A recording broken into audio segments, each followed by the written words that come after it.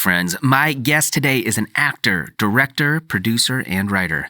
His most recent work is a short titled Tex, which is based around events in his life and career. He and I used to work together in the event world, although now he's fully committed to pursuing his art. He's an awesome human being, and I had a great time talking with him about a bunch of different topics. Here he is, my friend, Timothy Blackton.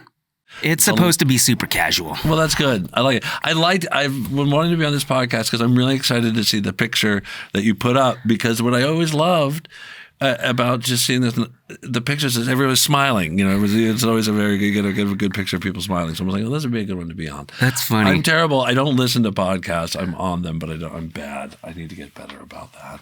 Yeah, so you've been doing some episodes recently because of the project that you'd been working on for a while. Yeah. So you didn't know, you had no idea that I was a filmmaker, actor, no idea. Director, producer, right? Yeah, I did all too much on this.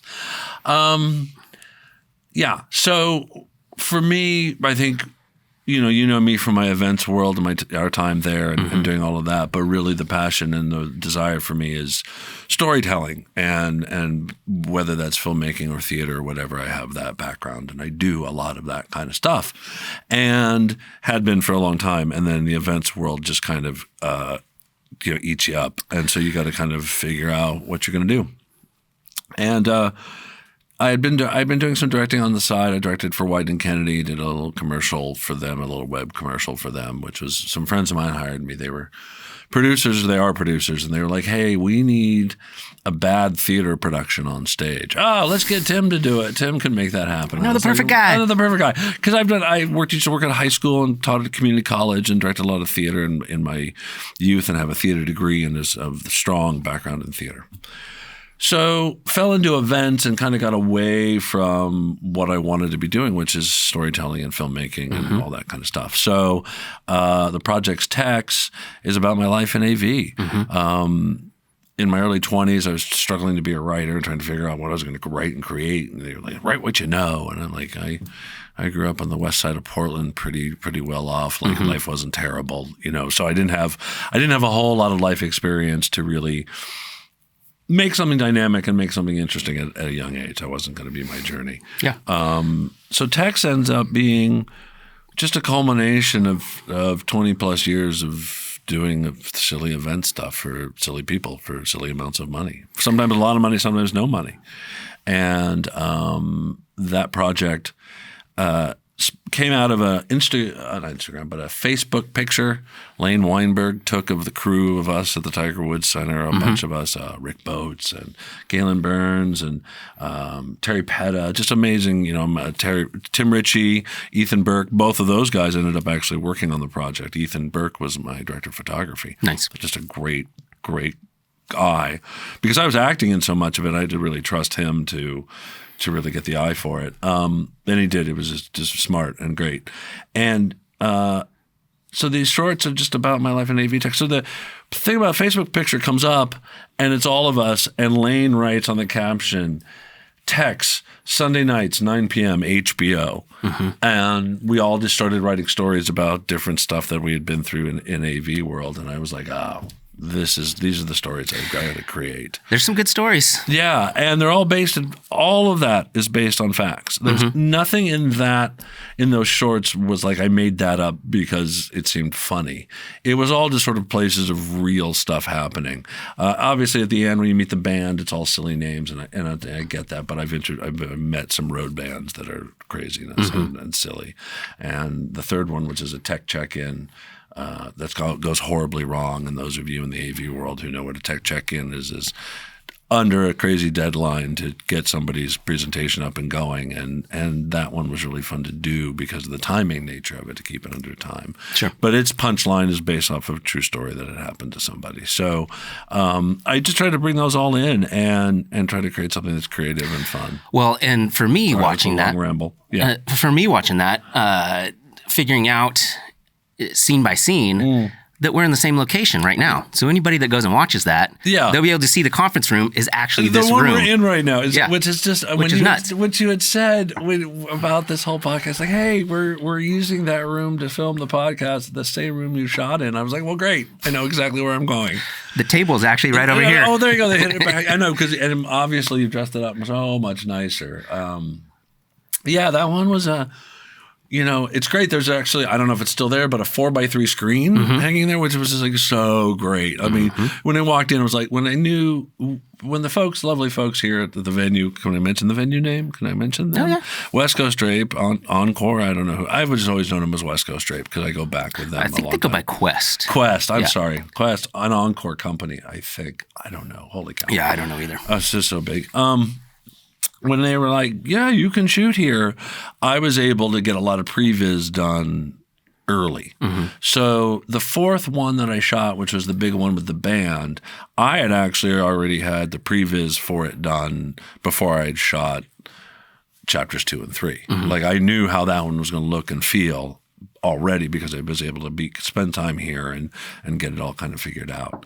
Because when you go into these independent shoots, it's a small crew, and if anybody really, it's you, the DP. I got Tim Ritchie, Sam Curtis helped with sound.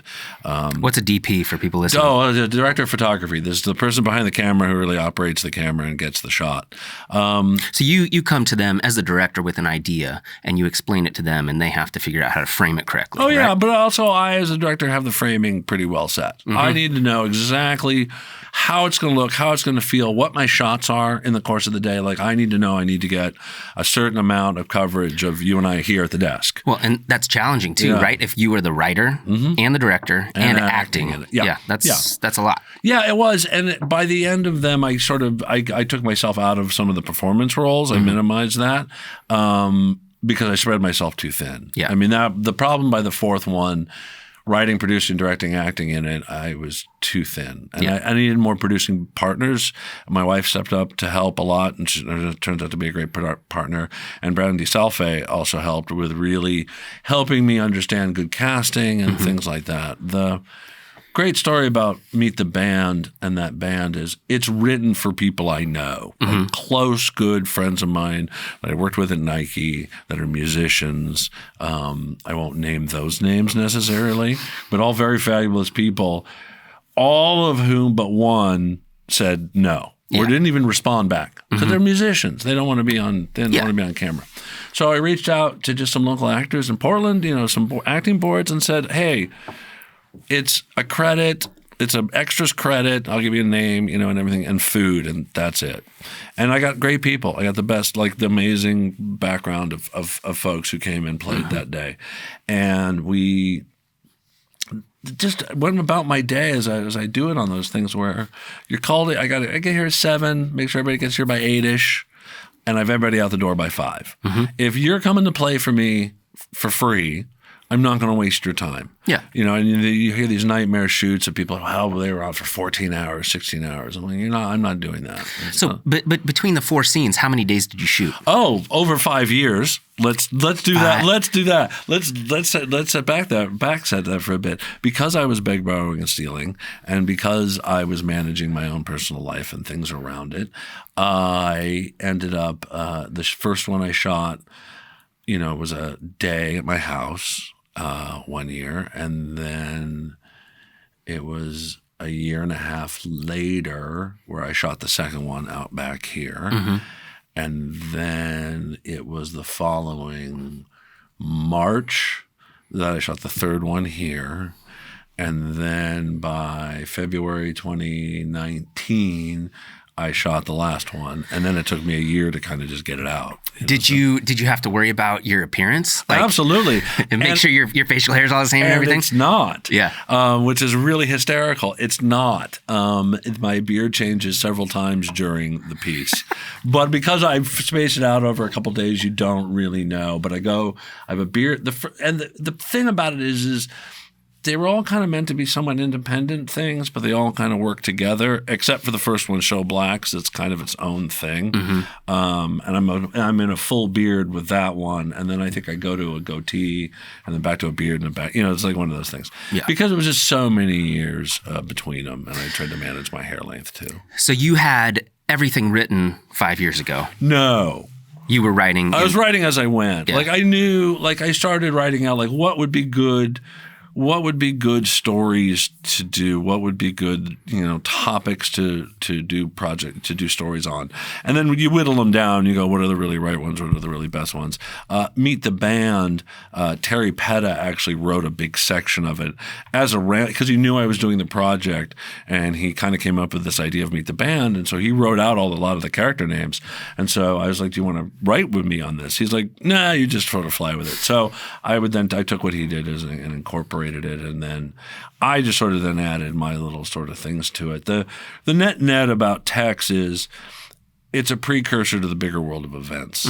I'm currently in the process of rewriting the pilot and developing a production Bible, preliminary Bible for a TV series about an event center. Okay. So everything in Tex kind of gives a relationship to what that bigger picture would look like. There's characters in Tex that I mentioned, Mrs. Greenhill, who will become a prime character in the TV series supporting role. Kenneth, of course, who's the production manager character, very key role. Galen and Gail, the AV techs, they're actually brother and sister. So that's how that works out. So there's plans to take this further and continue with it. I would like to. I mean, I could easily do. I could do another 4 episodes if I wanted to, short stories around it. I've got a couple of good ideas that I haven't really fully thought about a little bit because I hadn't really thought about doing that, but I might. You never know. But the TV series is really where it needs to go because I think it's more relatable. I think Tex is very specific. It's very focused. It's not everybody knows about it. If you work in an event center, you have people at least, who have done service jobs, who have worked in restaurants, who've maybe done catering, who also go to concerts and do these sort of things. So it's a broader world that way. It is, in my mind, it's something that can be related to like The Office. Like it's a normal job that crazy stuff happens at. Right. And I think in events, as you know, we get to do crazy things. There's just an insane amount of stuff that happens that's not normal. And well, and all the different personalities you have to interact with. Yeah. You are you, but you kind of have to change to become something else each time you interact with a new person. Absolutely. I think that's the key to good management and good customer service is to be gelatinous that way with somebody and kind of react to whatever their specific needs are. That was the thing with AV for me and doing events for folks was signal in on what their tension point is. What makes them tense? Because you're going to figure out everything else, no sweat. But whatever really makes them tense, make sure you solve that and solve it well. And it puts them at ease to let you do anything else. Well, the other important thing I've learned over time, and this is probably for any industry, is the more you appear like you know what you're doing and you are calm, the more you will appease them and like dissolve the situation. Well, this is big for them. The groups I was working with at Nike, this would be a big quarterly meeting for them. So this happens 4 times a year, maybe. Maybe they only do 2 meetings a year or something like that. It was my Tuesday. I do it every day. So to remain calm, that you're right, that you love that's the best thing because they go, oh. Okay, well, we don't need to freak out about this. Right, we don't need to freak out. Yeah. But what is it that concerns you? Well, this, and this. Okay, well, we'll get on that right away. Yeah. Totally. So in this process of putting this together, the production Tex that you wrote, directed, acted in, what if you had to and produced, et cetera, everything. If you had a choice to continue down the path with just one of those things, what was the most rewarding or that you felt you were the best at? Directing. Directing is really where it's at for me. Directing, and when I do have the opportunity to direct, I lose track of time. It becomes a Zen-like place, and that's a real happy place. Producing, I know how to produce. I'm a good producer. to me, there's a certain level of artisticness to producing, but it's also very nuts and bolts in a way, at least a lot of the producing I've done. So, and writing, it's hard. It's hard. Yeah, right? It's so hard. You're by yourself, and I've even written with writing partners and things like that, but it's still lately it's been a lot of writing by myself right now, and that's been really hard. Do you have people you bounce ideas off of? Absolutely all the time. Yeah, absolutely all the time. And mostly my wife. She'll call bullshit if it's not, like any kind of good idea. Mm-hmm. I'm just lucky right now that I'm in sort of various networking groups where I'm just sort of pitching, like, hey, what do you got going on? This one I'm doing. I can give them the pitch or whatever, and people go, oh, that's a great idea. That's really kind of, so. But with the current COVID situation, we're not doing live production. Nobody's meeting. Nobody's having that kind of stuff. So I'm kind of in a little bit of holding pattern with it all before I start like going, okay, let's figure out how to raise funds to make this happen or do that or that kind of thing. Acting, which is something I do, I'm doing it as a lark. It's just super fun to do. I was in a commercial for Coupa, the software company. How do you spell that? Coupa, something like that. And it aired on the cable news networks all around the elections. And so my face was everywhere. I was getting calls from people in California and friends who were in Atlanta. Like, hey, we're seeing you on TV. And I just I wish I got paid more for that. But it was a fun thing to do. Because acting to me is just fun. Mm-hmm. Now, that's because when I go in just as an actor, I let go of any preconceived notion of whatever I am as a producer or director. I'm there as they've hired me as an actor, be an actor, shut your pie hole and kind of do what they want and in the best way possible. And I say that sounds harsh, but it's not. You just you're there as a tool for the whole production and you can't fuck up. That's my thing when you act. Mm-hmm. Where you can be a director and a producer and if something goes, you can make a noise or, be or whatever. Directing that's the idea. That's where it's got to be for me.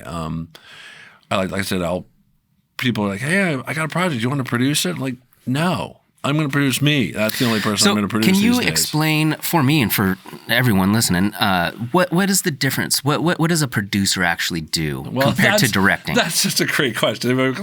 What does the producer do?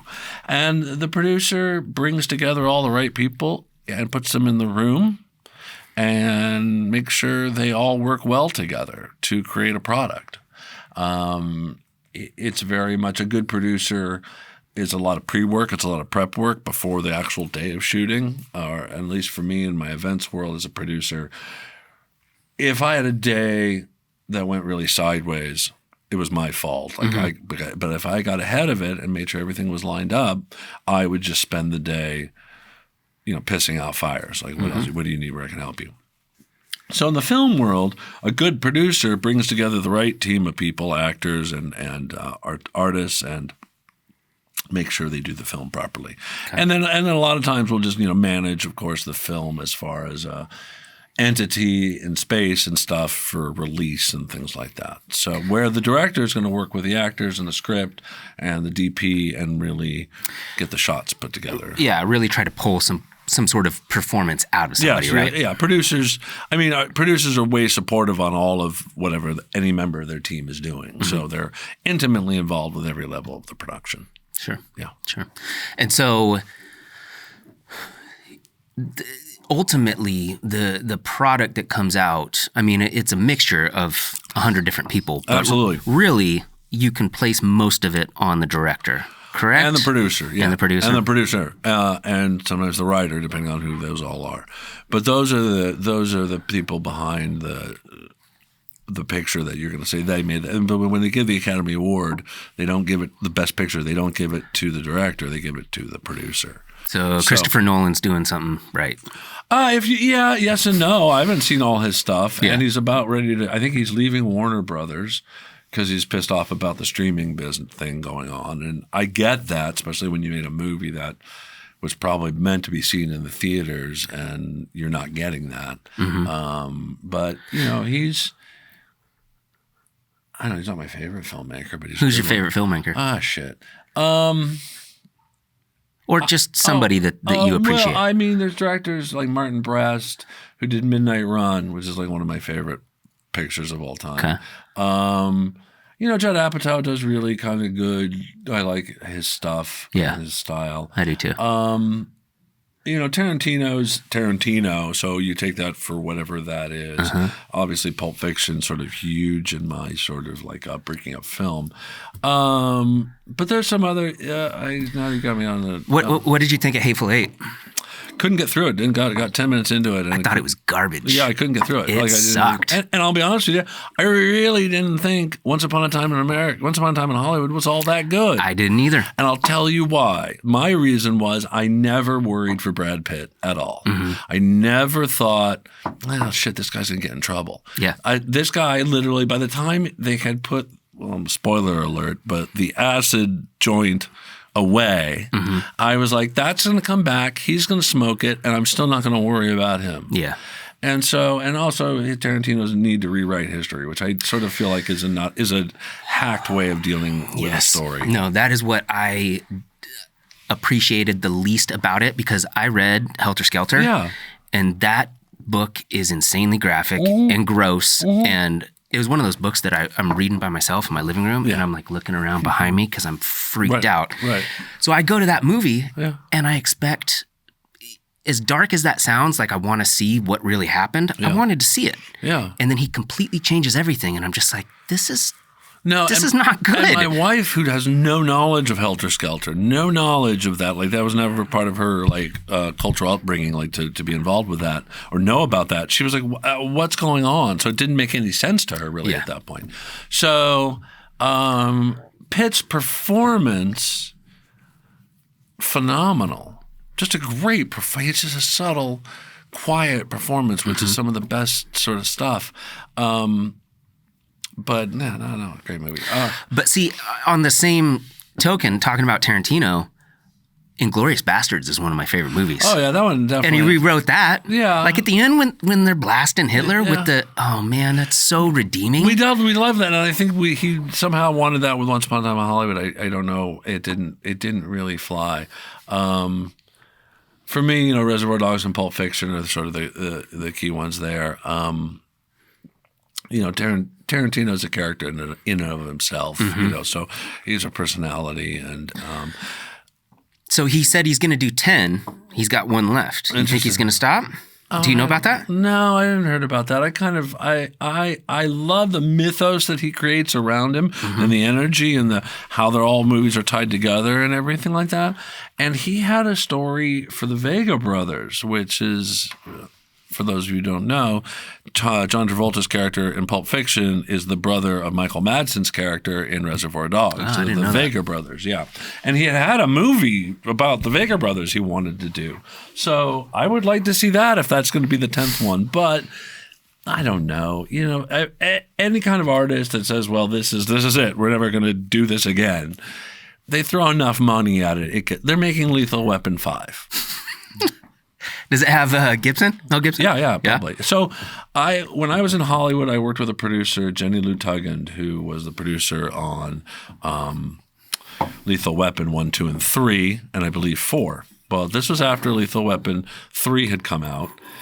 And I was a big Lethal Weapon fan, of course, as I'm at the age and everything. And I said to her, is there going to be another one? And she says, there's not enough money in the world. Turned out there was enough money in the world. They made Lethal Weapon 4. So, anything's possible. Same thing with all the Terminator movies. Well, yeah, it's money. It's paychecks. Listen, people buy houses. They want to buy another house. They need to pay for that second house. Yeah, and then you look at De Niro, and De Niro is one of the greatest actors ever, made some incredible movies, and then he's doing the Grandpa movie. Yeah, he's doing some other, it's like... Well, it's probably just the movie. You're under a contract. You're going to get paid one way or the other, but you're going to do the work. Getting a movie made is really hard and it's really crazy. And these giant corporations that make movies lose so much on them. It's such a huge gamble. Yeah. Well, that's why basically the only thing that comes out nowadays is like anything in the Marvel universe. Well, temple. Yeah, giant temple stuff. Yeah. I mean, nobody's making any cool indie films anymore that actually go somewhere. They are. They're just other places now. Now they're on your TV. They're streaming on your phone. It's true. There's all these other avenues for them. But your traditional mode of the movie theater is obviously going to change here soon enough, because if they want to go back to bringing people in the theater, we're going to have space for everybody. It'll be much more an event. You think it's going to happen? Yeah. You think it'll just go away? No, it'll happen. It'll happen, but you'll reserve seats, food and beverage, luxury accommodations, the whole thing. Mm-hmm. That's what it'll be. Yeah. But I'm the kind of person who would say, and this is, we ended up getting, my wife and I got HBO Max because there are a couple of movies out we wanted to see on it. Mm-hmm. And it's like, right now, Marvel keeps delaying Black Widow. And I'm like, put it on Disney Plus, make it $50. I'll pay to see it at this point, because I want, and families that I know go, yes, do this. This saves us so much money because it's so expensive to go to the theater. It's ridiculous. So that's why theaters will become more tentpole event type things. Like the ArcLight you see in LA and things that is a really premier experience, but it's also a premier, price point to get in and things like that. But also with everybody's TVs are big, their sound is big at home. Nobody wants to spend the money to go to a movie. It gets expensive for a family of 4. It's a nice experience, but yeah, it's $60, $70. Yeah. To watch a movie. It's maybe an uncomfortable chair and a sticky floor. Yeah. So I find that movie theaters will switch gears. They'll make it happen. We'll lose some. We're losing a lot. We're losing restaurants. We're losing all this sort of stuff. But everybody will come back in some form, as this will, and movie theaters will too. It's just like right now, it's a lot of real estate that's not making any money for companies, and some will have to go under. So, yeah. And so, in the meantime, you used to be an event producer, and now is your focus completely on film? Yeah, and making film? Yeah. So when I stepped away from the job at Nike about a year ago, almost to the day. Oh, really? Yeah, it was my last day with January 17th, 2020. And I left it figuring I will ride some event work through some of this and use that to segue to my film career, and really want to do that because I felt like I was developing in a place as an event producer to be more of a creative event producer and a creative director, live event director. So those opportunities were starting to happen. And I was like, okay, well, let me sort of work those out. And as I'm doing those kind of gigs, being a gig guy at the time, we'll be like, okay, and then I'll segue more into film. Well, when the COVID shutdown happened, I was in LA taking meetings March 9th through 13th, and I just watched them all fold up and close up. And everybody was like, we're not meeting, we're not talking. So I was lucky to get home that Friday. I didn't know if I'd even get home. I did, it was fine. And then we just everybody kind of shuts down. And just in the last few months, I was beginning to go like, the event world isn't coming back the way it was. I don't have a vested interest to want to stay continued in it because I'd already been wanting to do this film stuff. So just with how finances and life has been, I've been lucky enough to be able to have this time to work and prep and network and develop the stuff I have to put together.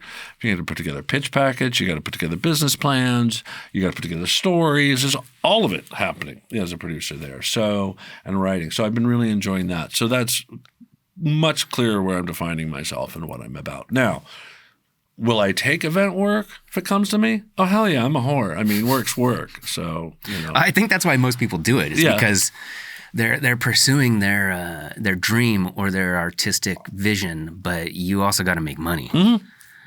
Well, yeah, I mean, that's the thing is early on in college, I realized I wasn't going to be an actor full time. So it was like, I want to eat because actors, there's a dime a dozen. And I wanted to direct. And the department was like, well, you're very well organized and you're a good stage manager. So we're going to make you a stage manager. I was like, I was fine with that. Because it got me on the right side of the table that I wanted to be. It got me next to working with some really high-end, amazing directors. It gave me a really good opportunity. I was running the department by the time I left. Jokingly, I would say. I had the keys to all the offices and was in charge as a student, sort of in charge of everything. So that was sort of nice. Hand off to somebody next year, they get to be that. My friend Tracy, she ended up being that the next year. They kind of do this as you become a senior stage manager. They kind of go, you're going to kind of just run the shows. Like the faculty wouldn't show up for performance hardly at all. They just let us do our thing. But this was way back in the late 80s, early 90s, where things were a little different. This department was much smaller. But I was happy to make the choice to be a stage manager. I got me working right away. It got me really focused, and started working for theaters in Ashland right away, and made the trip to LA and sort of worked in LA for a year or so, and was like, realized I didn't really want to be the AD stage manager type anymore. So left LA after only there a year, but it was a crazy year. I worked nonstop. And what year was that? That was 95. 95? Yeah. I like dating myself because I feel really old now. And I get to say late in the last century, and I get to say the word back in the aughts. Yeah. I think we all get to say the aughts right now, which is really fabulous. But late in the last century is in LA. So that, that experience then of being in LA, thinking I wanted to be an AD, like I was going to go down and be an assistant director, which is very much a stage manager for film. And halfway down my time down there, I realized I didn't want that road. And so left it and fell into events and got married and have had a great life, and it's been really great. But it got me away from that focused dream of the LA film business. You still got the burn inside you. Yeah, absolutely. I think you can't stop. You can't stop, won't stop. Wife and I didn't have kids, so I don't feel 52 that I'm going to be here soon. I feel 25. And I've worked nothing but film, television, theater events my entire life. So I haven't had to take one of those, like, I got to just take a job at a bank. I've never had to do that because I never wanted to. I got a theater degree specifically to work in the industry and do that. But do you feel like you would go into theater, or you're completely in film? Because, explain to people how different they are. They're hugely different mediums as far as types of performances, theater performances versus film performances, just from an acting point of view. But theater, there's no money. You can't hardly get paid to do theater these days. Yeah. Theater is not a big money-making venture. Film, you can at least kind of make a living and do it. There are actors I know that make livings in theater, but it's a tough living, and it's a young person's game, I think, in that way. Yeah. I think there's a lot of the older actors that I knew back in the day. You're a vagabond. You have to travel a lot. A working theater actor, you're going to take a gig in Chicago. You might be in Seattle. You might be in LA. It's a tough road, and not a lot of money. It's a lot of performances. When it gets to Broadway, of course, in New York, and all of that. Film acting, it's very. To me, it's a funny thing. The reason why I think I like film acting is I don't have to act. I'm just me. Yeah. That's really, like, you look at this as these film actors, you go, God, they're brilliant actors. They're just kind of them. Yeah. That's kind of really, where theater is more characters and you're hidden behind makeup and all this kind of stuff. Well, also, there's no second take. In theater, it's happening. It's happening. It's live. You're not fooling around. So, so would you consider that harder? Yeah, then? I think so. Yeah, right? Absolutely. Because I was on an industrial shoot a couple of weeks ago, and I was having trouble with a certain line. I just couldn't get it. I couldn't get it. And I would get it occasionally, and then it would be off, and get it occasionally, and it would be off. And by me doing it more and more and more, it wasn't getting better. Yeah, right. And so the director was a little frustrated. I was frustrated because I wasn't getting the word right, but I had it right at a time. And the audio guy was like, oh, yeah, no, we've got it in an earlier take. We can input it in. It'll be no problem. I was like, thank you. You can't do that in a theater production. You can't be like, oh, I'm stuck on this word, everybody. Give me just a second. Yeah. I like directing theater a lot. I miss doing that, and I hope to have that opportunity again to direct theater because it's a fun medium to direct in. It's very you're putting together an experience very different than film as far as its pieces, but still same structures. You're gonna have to draw people in with characters and good scenery and hopefully music and lights and a good script. Always a good script. It's just not as appealing as film to the masses. No, not at all. It's theater is. It's almost like people who do theater make theater for people who like theater. Yeah, a little bit. What I mean? Yeah, and I've done enough theater in my life to know that I'm probably not going to see a lot of theater anymore. Mm-hmm. Like I'm probably not going to go just see a community theater version of Death on the Nile. Mm-hmm. I found new joy in theater that I didn't think I'd have. Because I had done it, I started in junior high doing theater, did it in junior high, high school, college, into my early professional life, and then continued to direct at the high school level and at the college level and do a couple local productions here in Portland. But at a certain point, I was like, it's just tiring. It's a lot of work. It's 6 to 8 weeks of rehearsal for a 2 or 3 week show that maybe your friends come, maybe they don't. So it was a lot of work for very little payoff. So I kind of was done with it. I felt really done with it. But I was in LA visiting friends November of 2019, and her daughter they were doing a play at the high school, and her daughter's a big High School Musical kid. And I went and watched the kids. And I watched them through their dress rehearsals, through opening, through a couple of performances because I was there for a week. Mm-hmm. And that was awesome. That was what it was about. That young, youthful energy of pretend. Yeah. That makes it super special. Mm-hmm.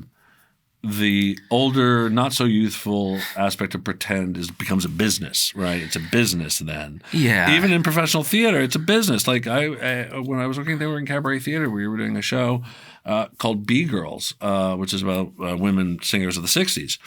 And it was a 6-woman cast, and one of the women just wasn't working out very well. Like she just wasn't being a team player, wasn't fitting in, didn't understand that she wasn't the lead, that this was an ensemble piece. And 2 weeks before we opened, 10 days before we opened, we fired her. So we took out her musical number. So you didn't recast her? You just didn't eliminated. recast her. We fired her, took out her musical number, and had the other cast members pick up the songs that needed to get picked up and the characters that needed to get picked up. And holy shit, the show was so much better. So much better than it ever could have been. And if we had tried to bring somebody in at that point to fill the role for this, we were already too tight-knit of a group. Yeah. And I don't even know what my point was on this. It was just good. It's a nice story about sometimes there's a piece that doesn't fit, and you eliminate it, and it makes it better. It makes it better. But that's theater, and that's that excitement. In film, they would most likely just recast that person or whatever. Versus theater, where you can kind of say, well, we're not going to do that. We're going to make this happen. And the story sort of worked. But I guess you could do it in film, too. Well, I mean, that's a beautiful thing about being young and getting excited about something is you don't have that 20 years of being jaded about failing. Well, yeah, you know what I mean? But you got up to 20 years. Part of it is good failing. You got to be failing constantly. Failing is good. Failing is good, and you only can really learn from that. Mm-hmm. But the excitement that you see when you hang out with a high schooler. You know what I mean? It's a different thing. Well, they just don't know. They're so young. They have no idea. It's going to get worse. Just wait. I love that it gets better. Yeah, no. No, it doesn't. It doesn't. It really can get shitty for a while. Mm-hmm. It's your the only thing that can get you through it is really your attitude. If you are feeling like, okay, this is all really shitty, it's all going to be really shitty. Yeah. But at a certain point you go, well, this is terrible and this will pass and it'll be all right. Then you're good for it. It's also just like, I think people that do things with the intent of becoming famous are going to get disappointed. You just got to do it because you like it. You do it because you like it. You do it because you love it. Yeah. You're always remembered by your last gig, mm-hmm. right? In the entertainment industry, I didn't realize there'd be booze here today, so pardon my English. You're always remembered by your last gig, mm-hmm. especially in the film business, especially in the event worlds. That you have to sort of set that up and know to do good work, and you will then continue to always work. God, the bourbon, Jesus. Trey, that hit me hard. It's good stuff. Makers. Oh, I love it. I know it's really, really very good. Quite the bar here. Do you just leave the bar set up the whole time, or do you have to? No, I actually just put it out yesterday. Oh, that's nice. I did one yesterday with a friend of mine, and and hand sanitizer too. Yes, don't drink that. Don't drink that. Portland potato. It's not a beverage. Not a beverage of choice. All right, so where are we? What were we talking? We were kind of all over the place there. We were going down a path, and I started telling the story about the actress we fired. Theater, film, the difference, and like I said, pardon me, holy hell. I give an opportunity to direct theater again for sure, absolutely. But again, it's a little like the movie theater. It's a bit of a dying art, I hate to say. The hope is that after this time of the COVIDs, because we had the before time of the COVIDs, and we have the times and the after times, that we all go back to these community events, because I think that's vitally important to the human psyche. People are desperately missing that stuff. Absolutely. Even just soccer games for my kids, and basketball and whatever. People want to be around other people. Yeah, absolutely. And we just can't. And that's the hard. We're a social creature. You were looking up before the races on or creatures on the earth before us. Hopefully they were social. We're all social. People are social. Even introverts will say, at a certain point, they would like to just chat with somebody, whatever, on whatever level you need to be social. Yeah. But I think on the big picture of it, yes, that giant energy of a stadium of people cheering something, the small crowd of the parents all drinking, their coffees with Baileys on the sidelines on a Saturday morning. It's the same thing. It's the same thing. It's that coming together as a group to witness something. Yeah. Yeah. I don't even really like sports. Yeah. But anytime I go to like a Blazer game, I just look out at the 10,000 people there, and I'm like, this is insane. Yeah, there's all these people here cheering for one group of people. Oh, for me, I'm a theater, like I said, theater major. So working for Nike for 15 years was bizarre because I'm like, well, their whole thing was if you have a body, you're an athlete. Like, okay, I get that, but I am not an athlete. Like, I'm not really competitive, and I do whatever. But yeah, just crowds of people just love it. They just love that kind of energy, and it's all that kind of stuff. But then, you also go to the Rose Quarter and see a concert, and you go, like, I went to one of my favorite guys, a guy named G Love and Special Sauce, great little 3-piece band out of the East Coast, was opening up for Jason Mraz at the Rose Garden, right? And G Love playing the Rose Garden, it's a way bigger venue than I've ever seen him at. Since and before. Like, it's not – he plays small clubs and goes on at 10:30 at night. Yeah. So we're there for the show, and he plays, and it's not good at all because the acoustics are terrible and there's nobody in the room. And so we're waiting, and Mraz starts, and I begin to realize the place is fucking packed. Yeah. And Jason Mraz hadn't had a hit for years, but he was still on tour. He was still making a ton of money. He was still – filling the Rose Quarter. We didn't stay, of course, for the show because I was like, well, this is not me now. Yeah. This is not my world. But there's a giant world. And if anything the internet has taught me is if you need community, it's out there. Yeah. People who like what you got, want what you've got what they've got, whatever that has to be. It's an amazing amount of contact. And now these Zoom meetings, which I think obviously everybody's really frustrated with, unfortunately, is the only way to make contact. And there's now, for me, in the groups that I'm in, which are a lot of freelancers who don't have a day job, so they're not constantly on Zoom calls, are learning how to fucking network on a Zoom call. And, you get into these meetups and they put you in a room with 6 other people and you got to chat with them. And it makes you really good to just get to know people. It's not the same, though. No. Because people say to me, they're like, you don't need to have people come down in person to do a podcast with them. I'm like, no, you do. I did one with my friend that was via Zoom, and it's not the same. No. I've done 2, and they're obviously not the same. So this one, the third one, I like this a lot more. This is way better. And we're in a space that's comfortable and ventilated and it's open and the whole thing. So, but yeah, Zooming is, the nice thing is that those days will be done. Like, there'll be a period of time where they won't be happening like they're happening. Yeah. They won't die. No. Because people are getting a lot of work done from remotely now. So exactly. Yeah, and I talked about this a little bit yesterday with my buddy Skylar, just the fact that there are so many people who aren't required to go to the office anymore. They can all just work from home. And so there's like a strong argument for many of these corporations to just there's an argument from the employee to their authorities that they can stay home. It's like they never could really prove it before, right? And now you've been doing it, and people's productivity is up. Yeah. I mean, if you give people the option and trust them that they'll do their work, that's the problem is a lot of these corporations, people don't trust their people in a way. No, you have to be here at your desk doing your work because we don't trust you, because if you're not at your desk, you're not working. And no, this has definitely shown, people can work from anywhere, however, and the work's getting done. Yeah. So it's pretty funny that way. And we'll see how it comes back. I think the one thing that Bill Gates was saying is that our communities are going to change.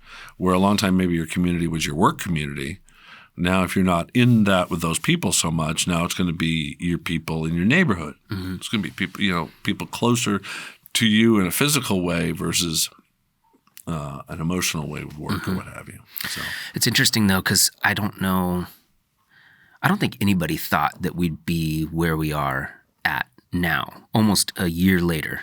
Like it seems like it should have been something better should have happened a long time ago. One would have thought, but so it just makes me think like how maybe this is just it. This is just what it is now. Well, it's not. I mean, they're finding new mutations. They're finding They're finding things now where it can be in your brain dormant for a while and then show up.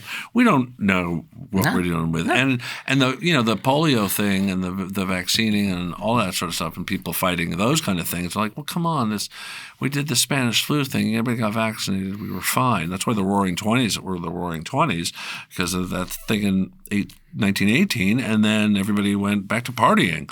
Now, we can't just go back to open partying again. I mean, why not? Well, I mean, why not? But it'll happen. Let's do it. Well, we got to get this virus under control. Yeah. And then I think of I have friends who have kids who are in college, and my niece is in college. It's her first year in college, and she's just in her dorm alone. That sucks. So that sucks. Like in college, you better be partying and drinking, and doing these kind of social things and being dumb and being stupid. And part of that's growing up. And they're not having that opportunity quite like that right now.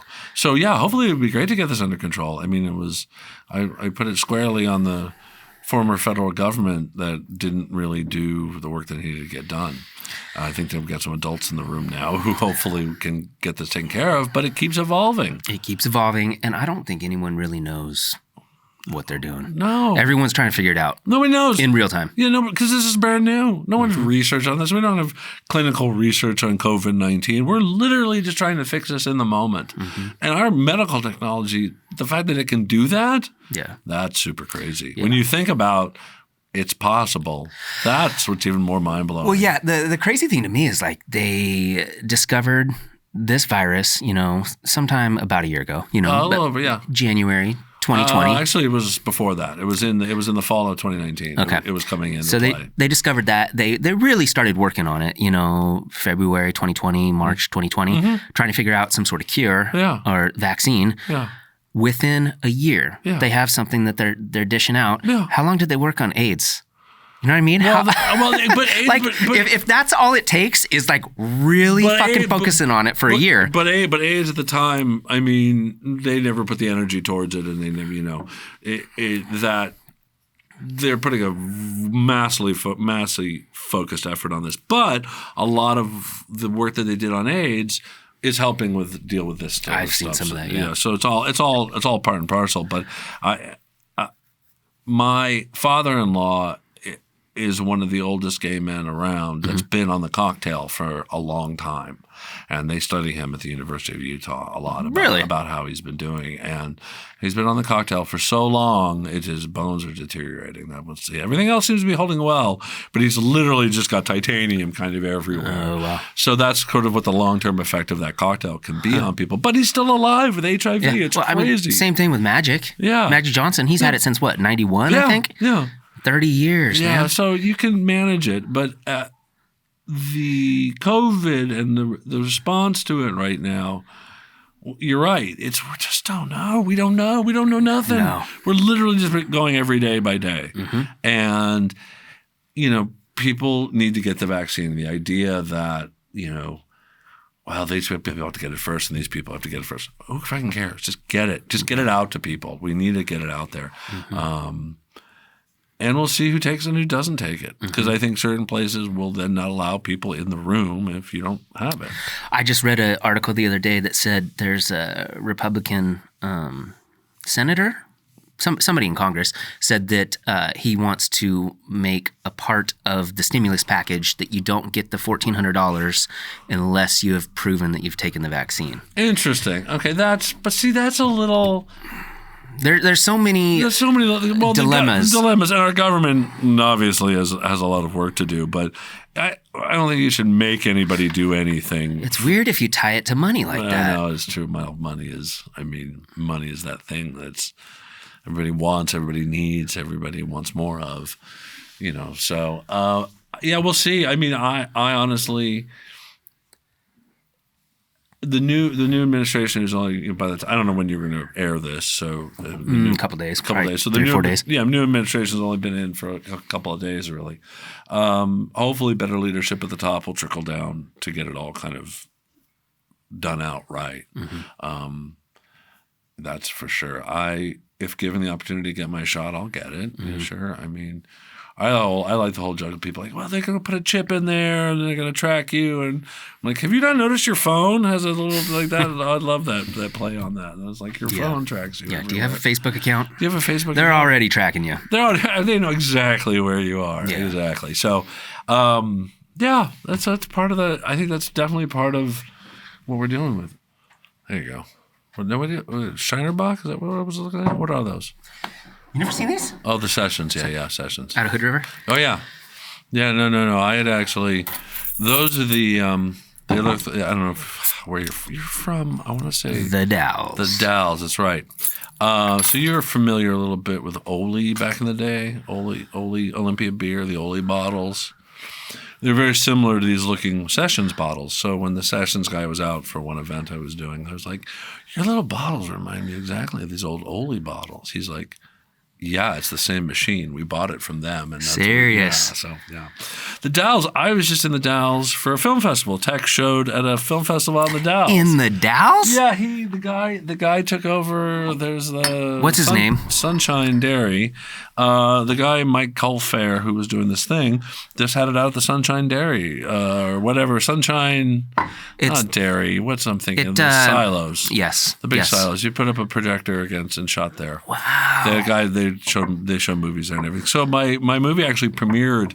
Tex actually premiered in the Dalles. Holy shit, that's crazy. Yeah, because I was going to do a big party before the COVID's hit. Have a premiere party, invite people. I rented out Kells and bar and was going to do a thing, and that all went away. So I needed to have this film put out. So I was like, well, it's the film festival picked it up. Let's make it a premiere. Which is great because I got a little write up for it and everything like that. But the Dalles, yeah, it's a different place. I mean, I haven't lived there for probably 16, 17 years. Yeah, it's changed a lot. I mean, there's a bunch of smaller breweries. Yeah. That place is new. That used to just be a vacant. Oh, it's an event grain space. It's silo. Super crazy cool. Yeah. Have you been into something like that? I haven't been in there. It's really cool. You should check it out next time you're there. They make their own wine, don't they? Yeah. Yeah, I own land just north of that in Goldendale, Washington. Yeah. Between Goldendale and Glenwood, I own 5 acres in the woods. The wife and I bought about 5-6 years ago just to go camp, basically. We got tired of having to fight for camping spaces, and my wife was like, if I'm going to move to the woods, I'd just like to have it all there. So we bought 5 acres, put a little cabin out there. And how often you go up there? Every chance I can. It's definitely a 3-season kind of space because there's no heat, there's no water, that kind of thing. It's like a legit cabin in the woods. Well, it's an old hickory shed, which is a little manufactured cabin, and we finished it out with insulation and put in flooring, and we have a bed in there, and it's like a bedroom in the woods, and then we have a whole outdoor kitchen that we set up and everything like that. But usually by October, November, it's all closed up. I shut everything, put everything back in the shed, put all the chairs away, and shut it all down, put all shades and everything, and really close it up. But I was just there last week. It was overnight. I stayed, and we have a little propane heater for the cabin. So, it was 32 degrees when I woke up. It was pretty cold, but you get a fire going, and it's fine. But then usually by February, March at the latest, everything's out. We've got a big old Camp Chef camp stove that's got 3 big burners. Each burner's 30,000 BTUs. So we got a big old flat iron griddle and gravity-fed sinks and a composting toilet and a lovely bed. What does that mean? Composting toilet is a toilet that has no plumbing. Where does it go? In the toilet. Just magically disappears. No, you have to manage it. So a lot of people say, well, we have a composting toilet. This is going to be the graphic part of your show. So those of you who are skifo about talking about bodily functions, this is a disclaimer. We really should, because I'm going to be very graphic about this. Should probably fast forward a little bit. But a lot of times people say, well, we got a composting toilet. Okay, what's your composting toilet? Well, we poop and pee in this bucket, and then we have to pour this out into someplace, and that's called composting. That's not composting. Really good true composting, a really good toilet, you have to separate the pee and the poop. That's the difference. So if you think about your dog crap, if you take your dog out, craps in the backyard, you don't touch it. Yeah. What happens to it? Fucking turns to dust. It just disappears. Yeah. Human feces is the same way.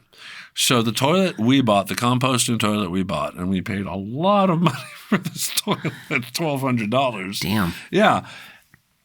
Your solid waste goes in the back through a slot in the back, a hole in the back. And all you do is you put it in there with peat moss. Mm-hmm. And it's just going to break down with your single-ply toilet paper. It's just going to break down and turn to dirt. That's all it does. But it just goes in a hole in the ground? No, it just goes in a box in the bottom of the toilet. Okay. So the toilet, so you have the seat that you sit on, there's a box underneath that your solid waste goes into. And then there's another outlet and a jar in front for pee to go into. And it works for men and for women who's ever sitting down. Mm-hmm. So the pee bucket, you just have to pour out every so often. And the composting side, there's a little cranker. You turn it, spin it, turn it over. And after a few months of using it or whatever, it's just all dirt. You just put it in the garden. Huh. Yeah. And so why not just have an outhouse and dig a hole? Because then you got to go outside to a different structure? Well, this is actually this toilet we don't put in the cabin. We put it in another little outside shed kind of thing. That's just pooping in the ground, which you could do. But sounds awesome. It sounds awesome. I don't know. For some reason, pooping in the ground. The composting toilet seemed a little better way to manage it for us. I think it was just I don't know. It just wasn't the idea though. Then you'd have to be constantly moving your outhouse. I mean, with this composting toilet, you manage it and then dump it, and it's perfect. Mm-hmm. So yeah. Yeah, my dad grew up in Southern Oregon. Oh, sure. And where in Southern Oregon? Lakeview. Okay, sure. And New Pine Creek. Obviously, I spent time in Ashland, so I kind of so you know that area. And when he was a kid, even though they had indoor plumbing back then, this is like the early 60s. Yeah. There were still outhouses everywhere. Yeah. And he said that people would drop watches and coins and all kinds of stuff in there. So one of the things that he was really excited to do was buy a metal detector and go walk around in people's backyards and try to find... Oh, yeah, totally. You know? I mean, there was an outhouse on the property when we got there, and we were like, you got to not have that. We don't need that there. Yeah, the composting toilet offers a little more privacy. It's nice. It's plastic, so it's not like kind of like going to crazy. It's modern. It's modern. But yeah, we had to bring in our own water, no electricity. But the truth is, by the time it gets dark, you're kind of done with the day anyway. Did you dig a well? No, if we're gonna build up there, well, we would do the well when we build. Yeah. Like that's the thing is like we thought about one point like, well, maybe we'll do the well, maybe we'll add electricity bit by bit by bit before we actually build up there, and then the idea was and the suggestion was do that all when you build because you're bringing in the trucks one time and all that kind of stuff. But now we're not building isn't so key for us like a retirement kind of place necessarily. There's a lot of fire danger up there, obviously being near all the woods. So we don't necessarily want all our eggs in that basket, as it were. So as a vacation property right now, it's perfect. Mm-hmm. So we'll see. But eventually that's the plan to sell whatever you have here in town and go there? Maybe. Yeah? Maybe. I don't know. I don't really know. Like I said, we thought about maybe that's where we want to retire. We're less inclined to make that the choice right now. I think it's an option of a place to go and to be. I don't really have any set idea of where I want to finish out the ride, as it were. We don't have to talk about that yet. No, it's all good. Listen, at 52, I'm thinking about it. But what I feel like at this point is my mother retired early, and it slowed her down really fast. Mm-hmm. My father-in-law and has not retired, and he's still going. And there's something to be said about work and meaningful work that can drive you forward. Yeah. I, at this point, feel like I'm on the next step of my career, and I'd like to do that for a while. So I have really no interest in wanting to stop doing what I'm doing. Well, yeah, and owning land is like the best thing you can do. Yeah. I mean, can you imagine how much that 5 acres will be worth in 100 years? They're not making much more land. That's the joke. But they are making land in like Hawaii because they're literally. I mean, these in Dubai volcanoes. In Dubai, they're making islands. Yeah, it's crazy. So yes, they are making land, but they're really not making land. Yeah, and yeah, to have it as a place that I know that I can get away with. Balancing this with my life in Portland, like there was a period of time where I think I was going up every weekend for probably 14 weekends in a row. Wow. Like literally I would just Monday through Friday be in Portland, Friday night leave for Buck Lane and come back Sunday night. And how far of a drive is that? It's 2 hours for us door to door. Wow. Door to door. I mean, obviously if you're stopping to pee or getting food or whatever, but it's, if you say it's 2 hours, 6 minutes. Yeah. Yeah. So you can get up there for the day and come back if you want. It's not the most fun. It's funny because I associate your story because I knew that you had that place up there, and also my dental hygienist lives in Portland and has a place in Goldendale. Oh, I bet. So I always wonder if like you guys are neighbors. No, I have no idea. I mean, the thing, what's great about where we picked, it took us a year and a half of driving up there a lot to find what we needed. It took us a long time to do that. I didn't think I'd find a place so westward. I thought I'd be another 45 minutes to an hour east of where we ended up being. So when people from Portland come out and visit us, they're like, God, you're way out here. I'm like, okay. People from Goldendale come up, and Goldendale's only 15 miles to the east. They come out and they go, God, you're way out here. And I'm like, I think we're in the right spot, because we're up the Glenwood Highway, where the neighborhood kind of ends and it just sort of starts becoming, giant BLM land and the whole valley that's there.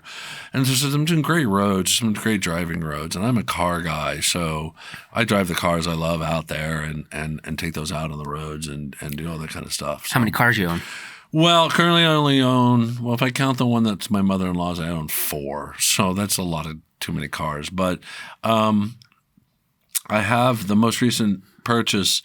It's something I haven't really formally announced. Like a lot of people know that I'm into cars, and I've owned in my time. I've owned 2 Land Rovers, MGs. I've had a Lotus Esprit, which is James Bond's car, and that blew up in a spectacular fashion. Beamers, Fords, Hondas.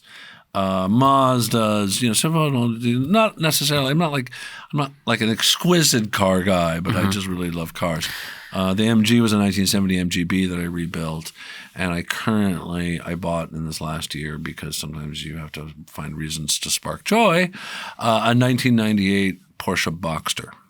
Very nice. It's very nice.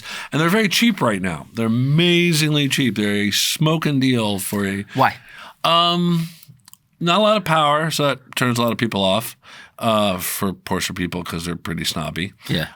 It's mid-engine mounted, which isn't for everybody. It's a different kind of weight balance, but I love that. I've loved that. The Esprit was a mid-engine mounted car, so I really love that. So what does that mean? The engine's underneath the seats? It's right behind the seats. Wow. So in a Porsche 911, that engine's way in the back. It's way in the back. It hangs out the back, so you get a lot of tailspin.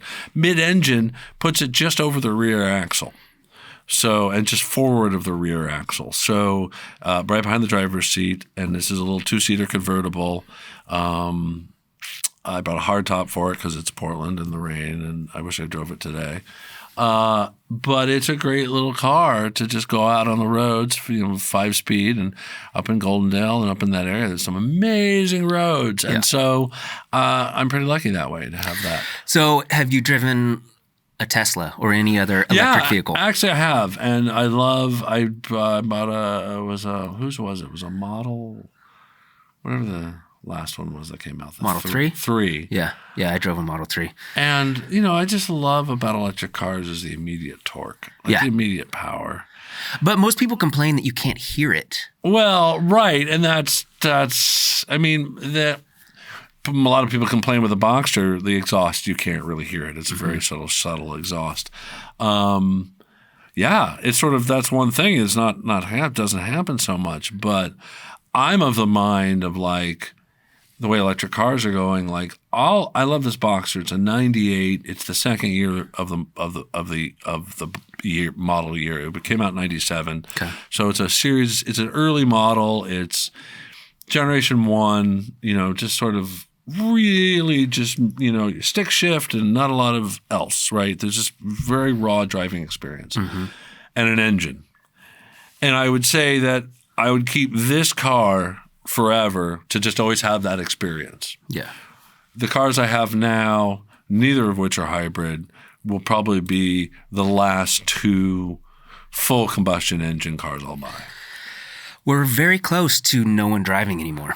Well, that too. That's a whole nother thing. My niece, who's 17, 18 now, no interest in driving. My nephew's 14, not interested in cars. My niece, another niece who's 15, very interested in cars. So she's sort of the only one. You get an Uber driver, you get an automated driving, you're not going to need any of that. It's close. It's really close. So and close. I think eventually they will outlaw combustion engines. And I mean, it's already happening. They're already saying by 2025, California, all these, like, we're not going to be making them anymore. Exactly. So if you stop making them, you're going to stop seeing them, and that's just what's going to happen. Well, this is probably a good time to buy something then, right? Because I think so. I think these worth Porsches, so much money. I mean, I didn't pay hardly anything for this Porsche. It's very little I paid for this thing, and it's because as far as Porsche owners go and what they feel is a good Porsche car, a lot of people don't agree that this is. Now, the same could be said about the 914 that came out 100 years ago, and was sort of a poor man's Porsche. Well, now they're really expensive. So timing is everything on that. I look forward to a hybrid car right now because I think you want a little bit of both. I have a little bit of range phobia with the electric cars. But I think as more electric cars happen, ranges get better, more charging stations, all of that kind of stuff. And I just dig the immediate torque. That's just me as a car guy. Like, I'm just going to love the torque on that, just to go. It's fun to drive. Yeah. I mean, it's exciting to think about a world where you don't have to worry about that. Yeah. You're basically getting on your own personal bus where somebody else is driving. But that's still for me. I like driving. I like too. being in control. Like when my wife drives, I love her to death, but I'm like, I'm being an asshole in my own mind about how she's driving. Like, I need to like. Did I say that out loud? Exactly. A couple of times. I'm like, she's been driving a long time, but she'll be okay. Like, I just need to shut my trap. Yeah. But that's because I just like driving. It's a fun thing, and right now with the COVIDs as they are, it's kind of the one thing we're left to go do if you want to go do something. Yeah, to just get out. Get your car and drive is what you have to do. It is interesting, though, like what you said about your, I think you said niece and nephew? Yeah. I have a cousin who is, God, he's got to be 19 or 20. He doesn't have a driver's license. Yeah, no. I'm like, what are you doing, man? I got mine the day I turned 16. Oh, my dad said I was out of the house. Yeah. I was out. I remember the first day I got my license. I was like, and this is before a time where cars had really good cup holders, but I went into McDonald's and I was like, I'm going to get me a big old Diet Coke. And I got a big old Diet Coke and I'm driving. I'm like, this is harder than I thought, that kind of thing. Because independence, that was the thing. It was independence. Exactly. And I told my niece that, the older one, I was like, you should get a license because it means independence. You can get out of the house. But nowadays in Portland, being what it is, the bus system is not shabby. It'll do what you need it to do. I know years ago I'd always ask people who were moving to Portland, like, why'd you move to Portland? Because they were coming from the East Coast. This is easily 20 plus years ago. But people are like, well, we were going to go check out the West Coast. We checked out San Francisco and Seattle was our plan, but we just fell in love with Portland, and the mass transit was great.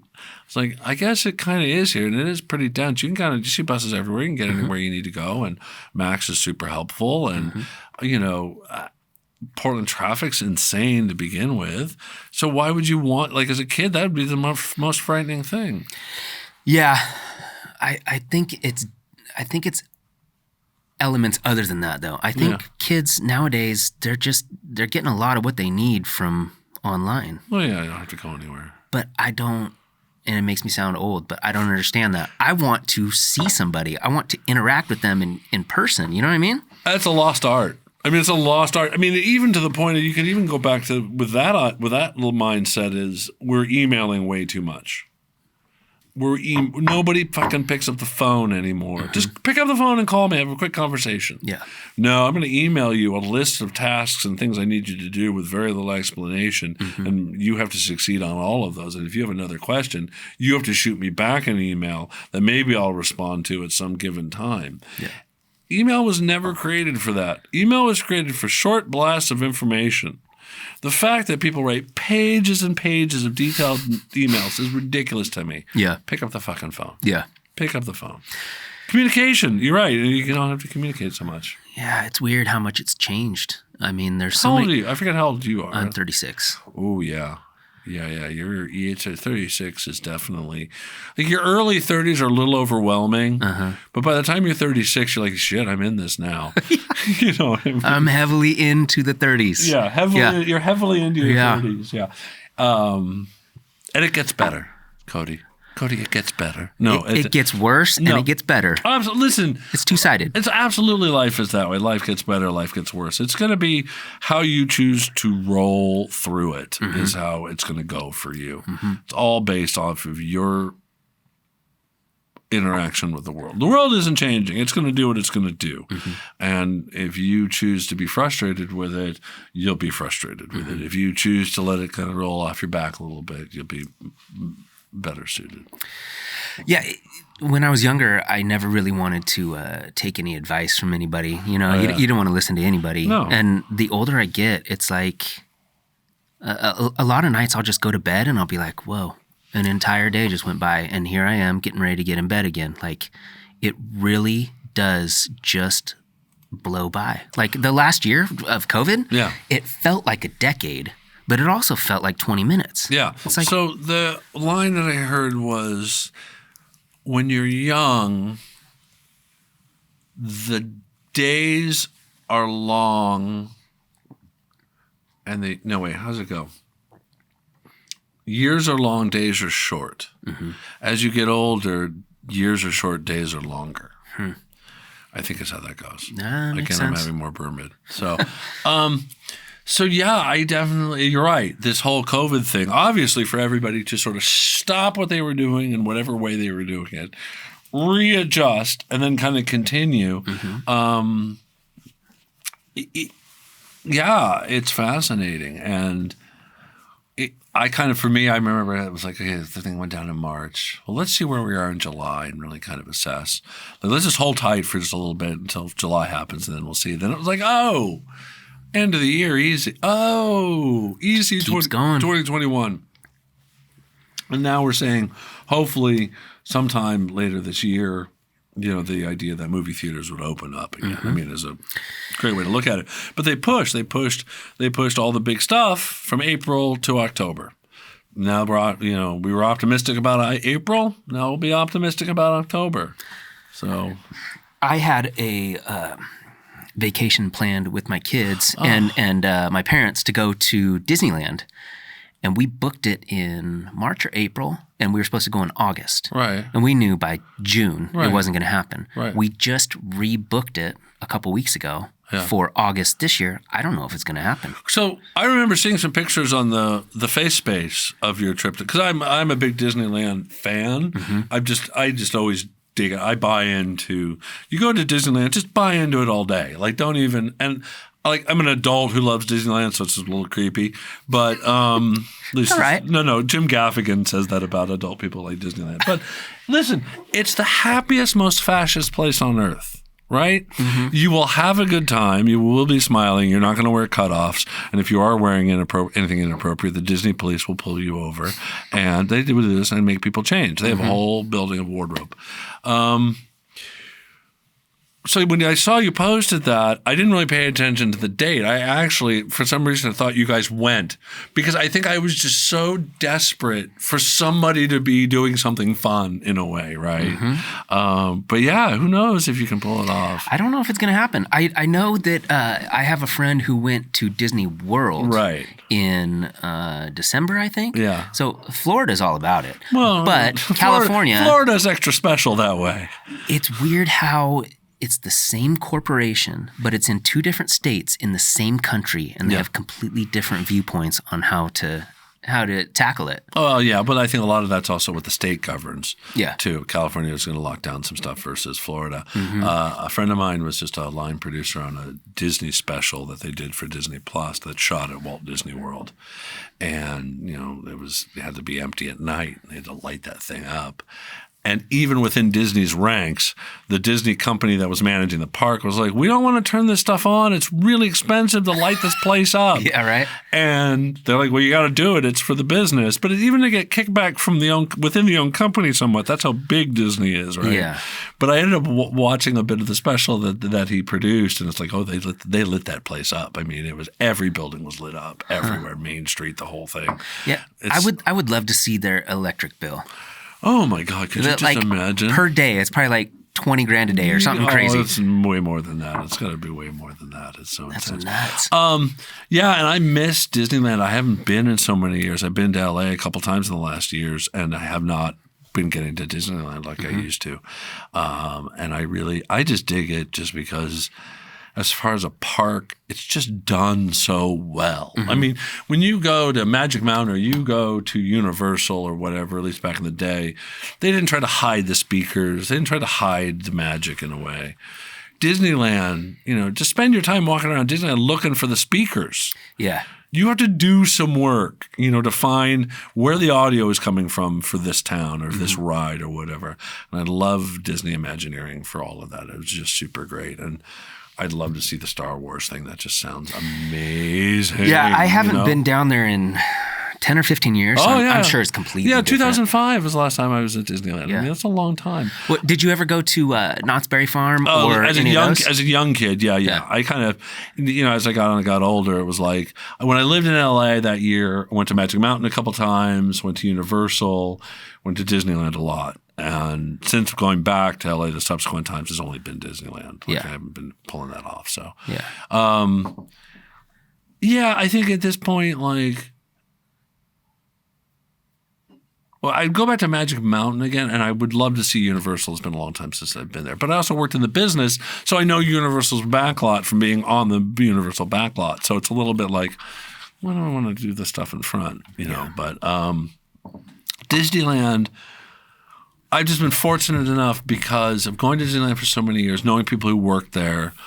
I knew about California Adventure way before it was ever going to show up. Who did you know that worked there? At a time, a woman who I went to college with was an employee there. So she was this was back in the, mid-'90s when we were going there, and she was saying, they're going to tear out this parking lot and put a whole other park in. What was her position? She was just sort of one of the Disney Imagineering people. Like, she was just working at the park as an employee. And then a guy that ended up working at Nike was working there right as he was leaving right as I came on, was an employee too. And so he worked in the parks just behind the scenes. So he had given me, and I have this blueprint of the Pirates of the Caribbean ride that of how it goes in and through everything. And there's a room up top where they keep all the fabric and they do all the cleanup and everything for that, which is viewable from the ride. But a room you'd never know that was right there. It's like where all the fabrics are to replace stuff. Yeah, that's like one of the classic. Nothing dramatic happens, but it's just one of the classic rides that you have absolutely. to go And on. now they put in Johnny Depp, so it's sort of. But obviously, Pirates Life for Me and Row and all that kind of stuff, and then just the restaurant, the Blue Bayou that's right there is, it's just all of that magic, and I love. That's why the Disneyland park is so great because they've designed it in such a way you can never see out of the park when you're in the park, and. That was always fun. It's just a high level of production to put it all together. Yeah. Well, yeah, and the way that they incorporate all the food too. Like, it sucks that it's $14 for a cheeseburger. Yeah, but buy into it. That's what you're going Just to do do. it. You're doing Disneyland. That's what you're going to do. Yeah. Yeah, they're kind of fine if you want to have some stuff or have a locker, and I get all of that. But just seriously, buy the Disney dollars and give your kids money, Disney dollars to spend, and have them go nuts. I mean, you should. They have actual currency? Yeah. Disney dollars. Yeah, at least they used to. I mean. I didn't know that. Oh, yeah. Yeah. You're going to want to. How old are your kids now? 13, 9, and 6. Have any of them been? No. Yeah, this will be their first time. That's great for all, because I grew up there, so I was going as, a 3 or 4 or 5-year-old attending Disneyland and getting pictures taken with Mickey Mouse and Donald Duck. You grew up in L.A.? I grew up in L.A. I was born on the East Coast, in Philadelphia, Pennsylvania, actually, and only lived there for a brief time. My dad was in graduate school. My parents are from New York City. We moved to L.A., I think because they wanted to get away from their parents. Not surprising. That's a good reason. And I was 1. So I lived in L.A. from early age to about kindergarten, and then moved to Northern California from kindergarten to 5th grade, and then moved to Portland in 5th grade, where I've never really left. What part of Northern California? San Francisco Bay Area, Lafayette, California, East Bay. Oh, I consider that middle. North is like Redding and stuff, right? Yeah, well, San Francisco's sort of Northern California. I don't know if you call Middle California anymore. Yeah, Central. It feels like there's more Northern and there's Southern California. But yes, I would agree that San Francisco is Central California, but it's sort of one of those. But Northern definitely is Redding and all that. So you lived in San Francisco area in the 70s. So we moved in 79. It must have been a completely different place. Absolutely. There's movies there that'll if you watch Mel Brooks's High Anxiety, that was filmed around that time. That's exactly what that is. BART was just developing.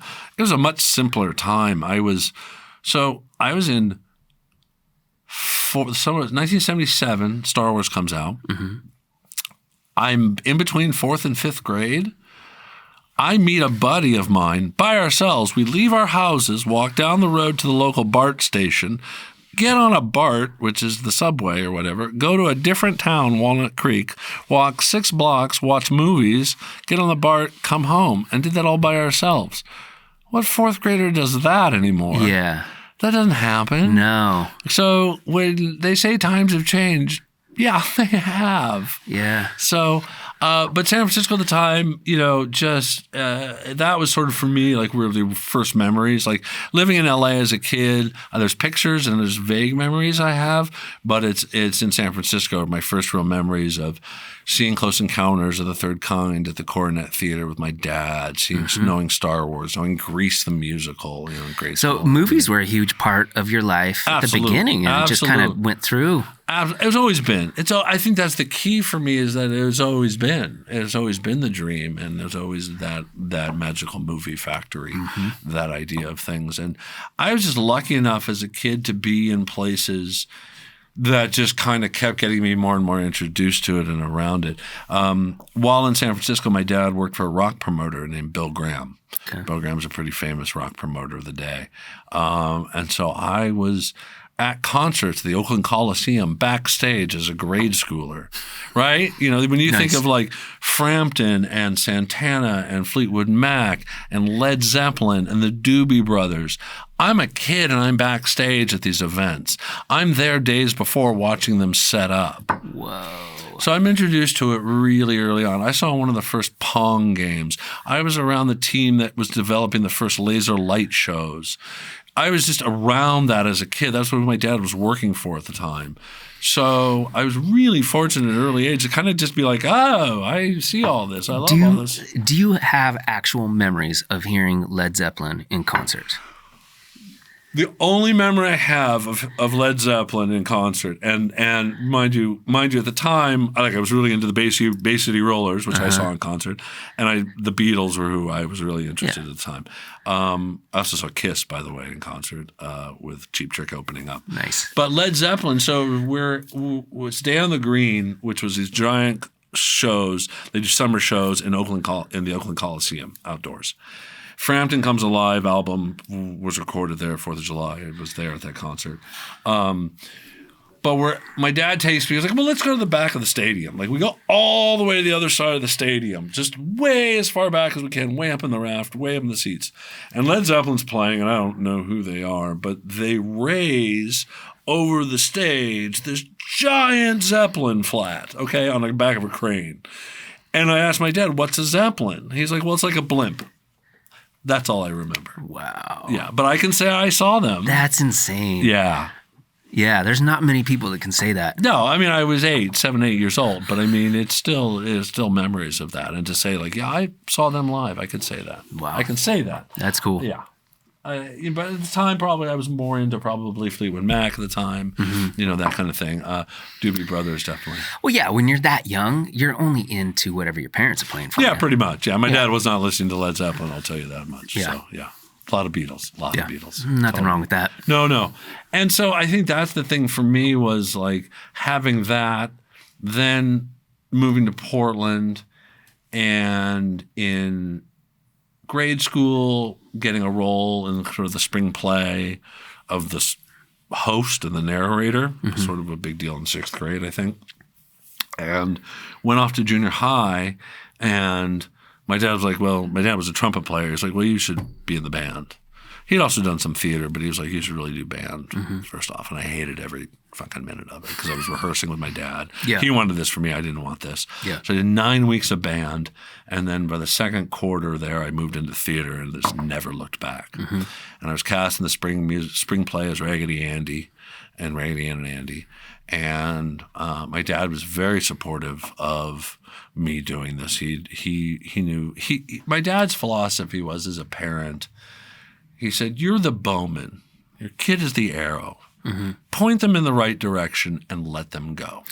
Yeah. Now my mother, not so much. She couldn't let go, and that's a huge situation. That's a different episode. That's a different episode.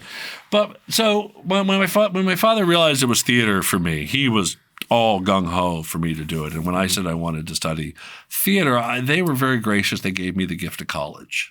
I got 4 years of college. He said, I will give you 4 years.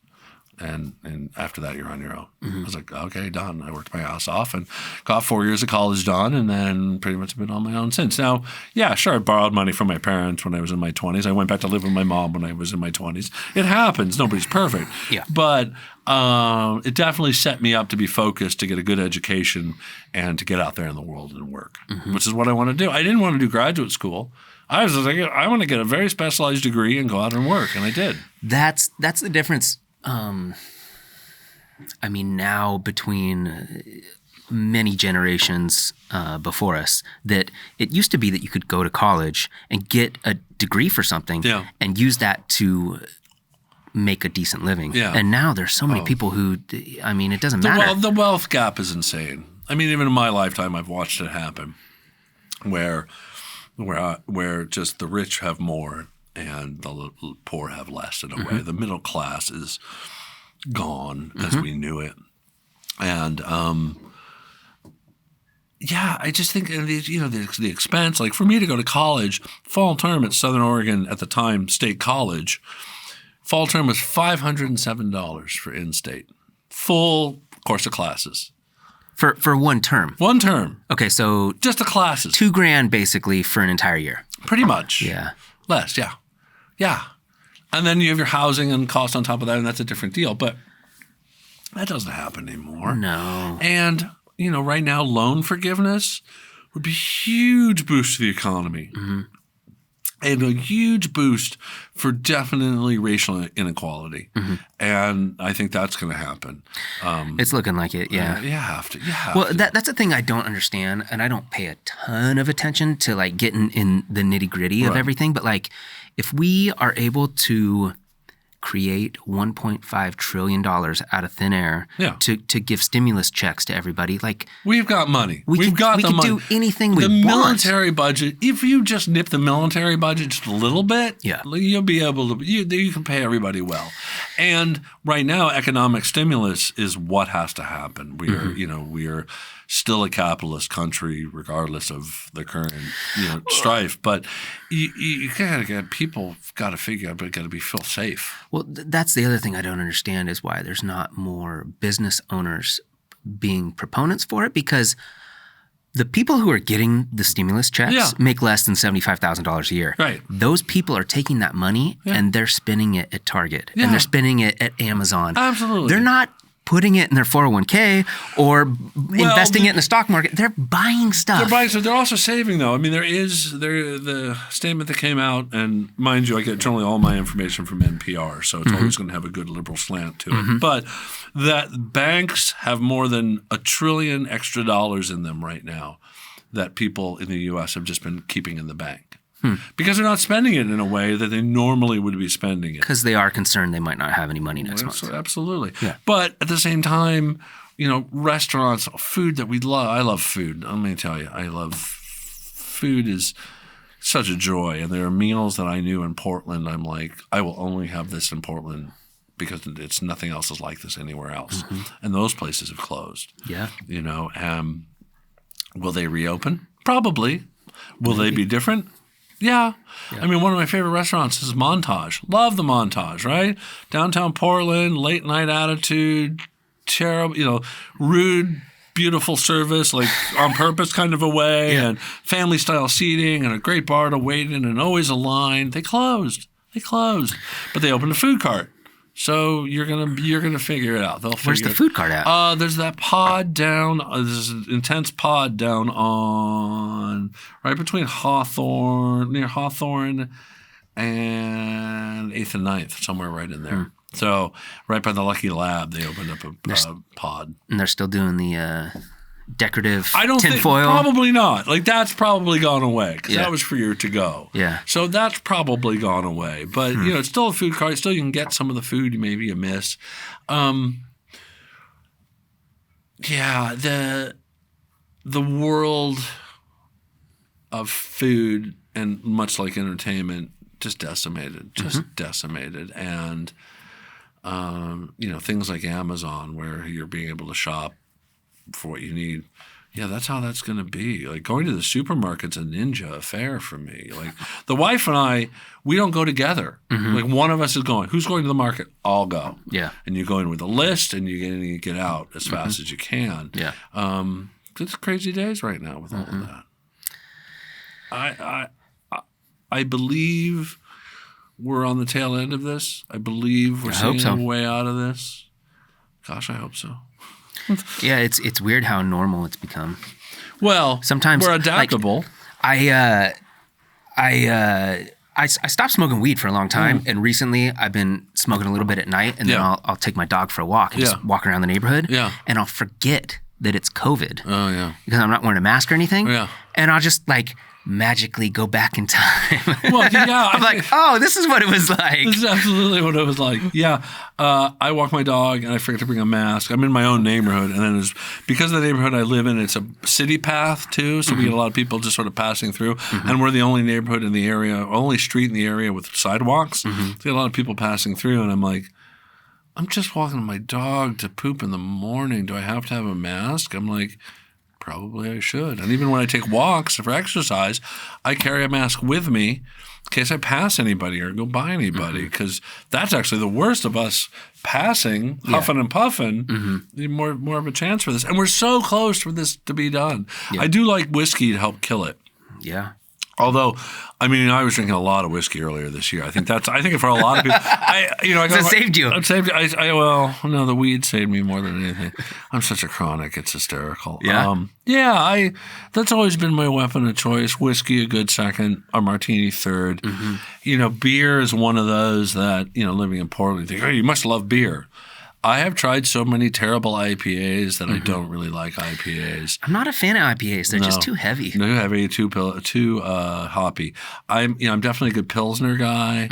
I'm definitely a lager guy, but I don't really. My weapon of choice would be whiskey at any given time. Yeah, same here. I don't know. It just probably is where I've gotten to in my life. I did stand up for a long time. Did you know that? Somebody mentioned that to me at some point, and you're like, no, I don't believe it. It was as amazing to me as finding out that you did film. Well, I think the thing about it is that I'm not saying I'm two-sided, but there's different aspects of me depending on who you're hanging out with. In college, in the theater department, I was the straight-laced guy. I was the guy who was focused. I was a stage manager. I kept everybody kind of in the dorm. I was the wacky theater kid. So where you would see me wouldn't necessarily, in our professional careers where we would interact. You definitely get my level of snark, and I think you always appreciated that, and you're also very good about your level of snark about the situation we'd be in. I always have this, we'll have this vision of you, and I don't remember what we were saying, but it was always like we were passing by in the middle of something, like, hey, that, yeah, that, okay, great, and then everything was sort of fine. Stand-up comedy for me became something I did because I was trying to think of the scariest thing I could do. Yeah. I've done dance. I performed in film. I performed in theater. I can't sing. That's the next big scary thing is singing in public. That's another episode. The stand-up became the scariest thing I can think of doing, and I needed a creative outlet that didn't involve anybody else. Yeah. And I found it fascinating, just the dynamic of working with young, drunk comedians who felt really entitled. I never let on that I had a big entertainment background with the Portland comedy scene. I never let on that I could do audio. Yeah. Because I didn't want to be the guy walking in and having to fix somebody's PA system. No. Because I don't want to touch anybody's PA system in some strange bar. Yeah. That's just not what I wanted to do. And I didn't want to be known for it. I just wanted to be known for just doing stand-up. And the Portland comedy scene was tough. It was, really intense. I found a way of going through it. At a certain point, I went, oh, I'm not doing this forever.